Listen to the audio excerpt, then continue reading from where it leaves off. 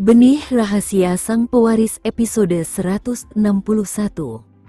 Tetap saja, Adam mengabaikan kebisingan itu dan pergi tanpa menoleh. Sementara itu, Rachel yang diborgol oleh para petugas tidak merasakan sedikit pun rasa sakit meskipun mengalami pendarahan. Sebaliknya, keputusasaan yang belum pernah terjadi sebelumnya menelannya sedikit demi sedikit. Pameran perhiasan dimulai sesuai jadwal pada pukul 14 pada hari Jumat dan diperkirakan berakhir pada pukul 21. Karena perhiasan Shira akan dipamerkan pada sore hari, ia dan Rianita berjanji untuk bertemu. Mereka duduk di barisan depan, yang merupakan tempat terbaik untuk menyaksikan pertunjukan. Di balik mantel panjang Shira terdapat gaun hitam yang melekat erat pada tubuhnya. Meskipun warnanya tidak mencolok, ia memancarkan keanggunan yang dapat dengan mudah memikat orang lain hanya dengan satu gerakan. Upacara pembukaan kemudian dilanjutkan dengan peragaan busana di mana para model mulai menjadi pusat perhatian dan memamerkan perhiasan yang dipenuhi gaya eksotis dari seluruh dunia. Seperti penonton lainnya, Shira menikmati waktu terbaiknya saat mendiskusikan fitur desain dengan Rianita. Terakhir, karya Shira, Glorio, disebutkan di samping namanya saat pembawa acara memperkenalkan desain berikutnya. Jantungnya berdebar kencang dan tak lama kemudian, dia melihat kalung buatannya dikenakan di leher sang model. Tulang selangka model yang memikat melengkapi perhiasan dengan baik dengan menarik semua mata ke item tersebut saat berkilauan di bawah lampu yang terang. Begitu model itu menjadi pusat perhatian, kerumunan langsung riuh rendah dengan suara-suara bergumam yang bergema di dinding. Setelah beberapa putaran peragaan busana, para model kembali ke belakang panggung, di mana sejumlah orang kaya mengungkapkan rasa suka mereka terhadap Glorio. Bagaimanapun, itu adalah perhiasan unik yang layak ditambahkan ke koleksi mereka. Maaf, tapi set ini sudah diambil. Apa? Aku harusnya yang tercepat. Siapa itu? Gerutu wanita kaya itu tidak setuju. Itu milik Presiden Wiharja dari Wiharja Group. Kabarnya, dia ingin memberikannya kepada kekasihnya, jelas sang manajer. Seketika, wanita kaya itu tersenyum. Oh. Dengan senang hati aku akui bahwa aku memang terlambat satu langkah. Seleranya bagus. Itu sudah pasti. Mengingat desainer itu adalah kekasih Kenzo. Setelah pertunjukan, Shira memutuskan untuk mengundang Rianita minum kopi, tetapi seorang karyawan menghampiri Shira sebelum ia sempat meninggalkan tempat duduknya. Nona Nugraha, silakan ke belakang panggung sebentar. Meski sedikit terkejut dengan permintaan tersebut, ia pergi ke belakang panggung bersama Rianita dan disambut oleh sang manajer dengan senyuman. Nona Nugraha, senang bertemu dengan Anda. Saya punya hadiah untuk Anda. Hadiah? Sementara Shira terkejut, Rianita yang jeli memiliki tebakan samar tentang situasinya. Manajer itu mengeluarkan sebuah kotak putih yang indah sebelum membukanya untuk memperlihatkan sebuah kalung. Itu adalah kalung yang dirancang Shira. Dia berseru, ini adalah desain kalungku, meskipun. Apakah ini benar-benar untukku?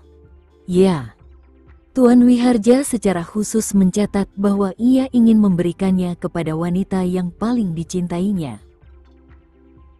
Shira yang tersipu tidak dapat menahan rasa senang yang manis di hatinya. Tak perlu dikatakan, pria itu selalu pandai memberi kejutan. Shira, sepertinya ada alasan bagus bagi Presiden Wiharja untuk bersikeras menggunakan berlian terbaik. Dia sudah berencana memberikannya kepadamu sebagai hadiah sejak awal, goda Rianita. Shira tak kuasa menahan senyum lebar. Jadi, kamu sudah tahu ini sebelumnya? Kenapa kau tidak memberitahuku? Jika aku melakukan itu, tidak akan ada kejutan dan usaha Presiden Wiharja. Dan itu akan sia-sia. Setelah melihat hasil kerjanya sendiri, Shira berkata kepada manajer, "Tolong kirimkan ke tempatku." Dipahami. Shira meninggalkan alamatnya dengan manajer sebelum pergi. Saat itu juga, dia memikirkan pria yang telah dirindukannya. "Apakah kamu sudah menerima hadiahnya?" Kenzo terkekeh dengan suaranya yang rendah. "Ya." "Tapi kenapa?" tanya Shira. "Kita akan segera bertunangan, tetapi kamu masih memerlukan satu set perhiasan. Aku rasa akan sangat berarti bagimu untuk mengenakannya di upacara pertunangan kita." Dia tidak punya alasan untuk membantah jawaban ideal itu karena dia juga merasa senang. "Aku juga berpikir begitu. Sampai jumpa nanti malam." "Baiklah. Aku masih berbelanja, sekadar informasi." Shira sangat gembira. Menjelang upacara pertunangan, Shira sangat sibuk akhir-akhir ini.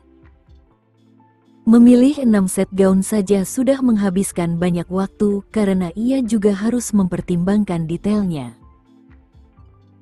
Di tengah hari-hari yang sibuk, Helena adalah orang yang paling bahagia. Masa depan yang telah ia impikan akhirnya menjadi kenyataan. Shira akan menjadi cucu menantunya.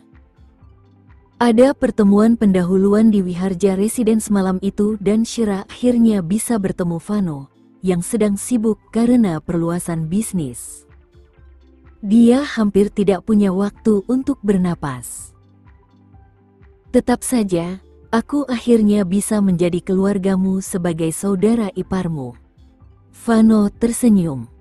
Rasanya agak aneh. Shira mencoba menahan tawanya karena dia hanya 2 tahun lebih muda darinya. "Baiklah. Kalau begitu, kamu boleh menikah denganku," katanya dengan nada rendah agar tidak terdengar oleh Kenzo. Shira pun ikut bernyanyi. "Ucapkan dengan keras supaya kakak sepupumu mendengarnya." Tiba-tiba, seseorang menepuk bahu Vano. Itu adalah Kenzo, yang matanya menyipit berbahaya. "Apa yang baru saja kau katakan?" "Hah? Apa aku mengatakan sesuatu?" "Aku tidak mengatakan apa-apa." Vano mengedipkan matanya beberapa kali ke arah Shira, memberi isyarat padanya untuk tidak membocorkan rahasia. "Tidak apa-apa." Shira hampir tertawa terbahak-bahak karena hasil yang lucu itu. Kemudian, Kenzo pamit untuk menyapa para senior dan Vano menepuk dadanya dengan lega. "Aku takut padanya sejak aku masih kecil. Kau tidak akan pernah bisa membayangkan wajahnya yang tegas saat dia marah padaku. Namun, dia selalu membelaku setiap kali aku mendapat masalah. Aku sangat mengaguminya." "Benarkah? Ceritakan lebih banyak tentang masa mudanya. Apakah dia melakukan sesuatu yang nakal atau memalukan?" Shira yang penasaran mendengarkan dengan saksama. Vano menceritakan kenangan masa kecilnya. "Suatu kali, aku menyinggung para senior di sekolahku dan Kenzo, yang saat itu sedang berada di luar negeri, segera kembali ke ibu kota untuk mengalahkan 7 dari mereka sendirian. Aku mendukungnya di pinggir lapangan dan dia menang. Dia sangat keren." Saat mendengarkan ceritanya, Shira benar-benar dapat membayangkan kejadian itu di kepalanya. Ia pernah melihat foto Kenzo saat remaja dan ia benar-benar terlihat seperti anak muda yang kaya. Apakah dia pernah pergi dengan gadis lain? Bisiknya. Vano menggelengkan kepalanya karena dia tidak berani berbohong. Meskipun gadis-gadis itu mengantre untuk berkencan dengannya, dia tidak menyukai satupun dari mereka. Hanya kamu. Shira sangat gembira saat itu. Benarkah? Apakah kamu mengatakan yang sebenarnya? Aku bersumpah. Berdasarkan persahabatan mereka yang lama, Shira mampu melihat ketulusan di mata Vano dan mempercayai kata-katanya. Baiklah. Aku percaya padamu. Setelah menyapa para anggota yang lebih tua, Kenzo menoleh dan melihat keduanya berbicara dengan jarak yang sangat dekat. Melihat bagaimana kepala mereka hampir bersentuhan, Kenzo menduga bahwa Shira sedang mengintip masa lalunya. Ketertarikannya yang timbul mengarahkan kakinya ke arah mereka. Setelah itu dia menyilangkan lengannya sambil menajamkan telinganya untuk mendengar pembicaraan itu. Keduanya begitu asyik dengan gosip itu sehingga mereka tidak menyadari bahwa tokoh utama ada di sana. Sementara itu, mata Vano berbinar saat ia mengingat sesuatu. Aku akan menceritakan salah satu kisah kelamnya. Sejarah kelam? Sebelum berusia 16 tahun, dia menyetir mobil dan tertangkap basah. Polisi memberinya ceramah dan memaksanya menulis ulang semua peraturan mengemudi dengan tangan. Vano tertawa terbahak-bahak tanpa merasa bersalah sedikit pun. Shira pun tertawa terbahak-bahak. Tiba-tiba, mereka merasakan hawa dingin yang menyerang mereka saat sebuah suara bergema. Apakah itu lucu? Senyum di wajah Vano menegang sebelum dia berdeham. Kenzo, aku sudah menyelamatkan mukamu dengan tidak mengungkap saat-saat kau memasuki toilet wanita secara tidak sengaja. Yah, bukan berarti kau lebih baik dariku. Aku juga punya banyak cerita tentangmu. Kenzo menyipitkan matanya dengan tatapan tajam ke arah kakaknya. Apa? Kenzo pernah ke toilet wanita sebelumnya? Mata Shira membelalak kaget. Apakah dia dikira orang mesum? Kenzo tersenyum lebar, meskipun berbahaya. Jika kamu ingin tahu lebih banyak tentang ceritaku, aku akan menceritakannya nanti malam di tempat tidur. Jangan dengarkan omong kosongnya. Shira tersenyum sambil tersipu malu sementara Vano menepuk bahu Kenzo. Sabar, Kenzo. Sabarlah. Kau akan segera menikah. Bahkan, kesabaran Kenzo sudah menipis sampai-sampai ia tidak bisa tidur di malam hari. Meskipun masih ada 3 hari tersisa sebelum pertunangan, baginya itu terasa seperti 1 abad. Waktu berlalu dengan cepat dan akhirnya tibalah hari pertunangan. Pers, yang memiliki sumber yang cukup dapat diandalkan, mulai menyampaikan harapan tulus mereka kepada pasangan tersebut dengan maksud untuk menyebarkan berita tersebut. Tak lama kemudian, internet menjadi heboh dengan pertunangan Presiden Wiharja Group yang terkenal itu. Di sisi lain, Nindya melihat berita dan menyingkirkan semua barang dari meja karena kesal di kamar sewaannya. Pada akhirnya, Shira telah menjadi Nyonya Wiharja dan Nindya tidak punya apa-apa lagi. Karena wajahnya, Nindya tinggal di dalam hotel. Namun, ia tidak punya banyak uang. Bahkan makanannya akan menjadi masalah jika ia tidak segera menemukan solusinya. Saat-saat putus asa selalu membutuhkan tindakan putus asa. Wanita putus asa yang menemui jalan buntu punya ide. Dia bisa menyamar sebagai gigolo untuk menerima sejumlah uang dari Shira, yang akan segera menikah dengan Kenzo. Shira pasti sudah sadar akan reputasinya sekarang. Jadi, Nindya bisa mengancamnya dengan kejadian yang terjadi 5 tahun lalu. Dengan kartu as di lengan bajunya, Nindya yakin bahwa Shira akan memberinya sejumlah uang untuk mempertahankan reputasinya. Beberapa ratus juta tidak berarti apa-apa bagi Shira, tetapi cukup bagi Nindya untuk menjalani kehidupan yang baik selama beberapa tahun. Oleh karena itu, Nindya memutuskan untuk melakukan gambling sekali saja. Dia tidak akan kehilangan apapun, jadi mengapa dia harus takut? Setelah menarik napas dalam-dalam, Nindya mengambil telepon genggam dan menghubungi nomor Shira. "Halo, siapa ini?" Suara Shira terdengar dari seberang telepon. Nindya memastikan bahwa dia menggunakan aplikasi pengubah suara. "Shira Nugraha, kudengar kamu akan segera menikah." "Selamat." Nada bicaranya sarkastis. "Kau?" Amarah memuncak dalam suara Shira. "Ya, ini aku. Aku sangat merindukan putra kita. Aku ingin sekali melihatnya. Jangan berani-berani mendekati anakku. Aku bisa melakukannya jika kau memberiku sejumlah uang. Kalau tidak, aku akan mengungkap semua yang terjadi 5 tahun lalu. Aku akan memberitahu semua orang bahwa kau tidur denganku dan kau pernah bekerja di klub itu." Shira yang saat ini berada di villa Kenzo mencoba untuk tetap tenang.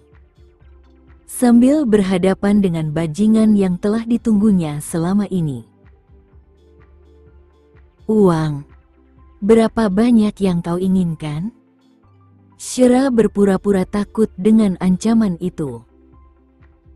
Nindya tidak ragu saat mendengar tawaran itu. 2 miliar. "Itu tidak mungkin, tapi aku bisa mempertimbangkannya jika jumlahnya 200 juta.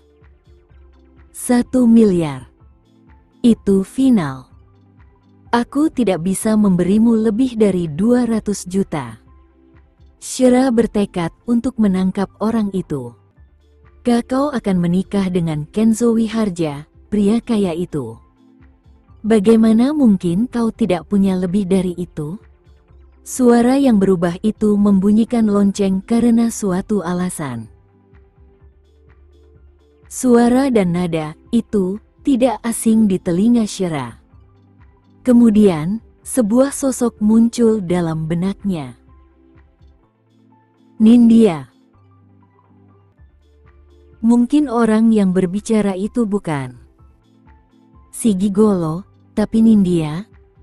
Sebagai renungan, Shira memutuskan untuk menguji keadaan dengan mengatakan, "Hubunganku dan Kenzo tidak baik. Ia tidak mau memberiku uang." Seperti yang sudah diduganya, orang itu mendengus dingin. "Shira Nugraha, trik itu tidak akan berhasil padaku. Dia pasti akan memberimu apapun yang kau inginkan." Berita itu palsu. Dia tidak mencintaiku. Ini pernikahan tanpa cinta. Siapapun kecuali aku akan percaya pada kebohongan itu. Aku tahu banyak tentangmu dan Kenzo. Tatapan Shira menyala-nyala karena amarah karena dugaannya telah mengeras menjadi keyakinan. Nindya lah yang meneleponnya saat itu. Sepertinya Nindik telah mencoba menghubunginya sejak awal untuk memerasnya. Karena sang gigolo tidak berani tampil di hadapan Shira, Nindya mencoba peruntungannya untuk memeras Shira dengan berpura-pura menjadi dirinya. Dia pasti merindukan Livi yang kesepian yang saat ini berada di penjara. Kurasa aku harus mengabulkan permintaannya dengan mengirimnya ke penjara.